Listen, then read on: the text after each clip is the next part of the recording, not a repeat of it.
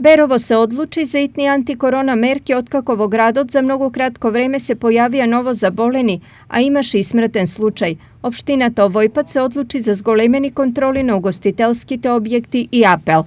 Ситуацијата во нашата општина е алармантна, а самосвест и одговорноста се потребни од секој жител на Малешевијата.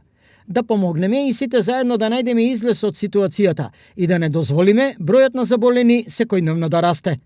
Стои меѓу другото во апелот од кризниот штаб на Берово.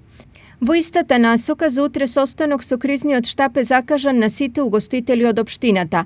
Истовремено нова превентива против заедничкиот проблем од денес се применува и во градската болница во Кочани.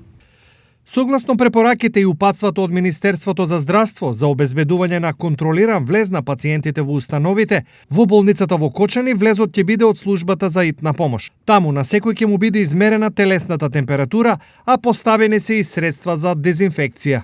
Информира директорот на болницата доктор Александар Серафимов. Денес регионот регистрираше нови 25 заболени од COVID-19, од кои 13 се во Штип, 5 во Виница, 4 во Делчево, 2 во Пробиштип и 1 во Берово.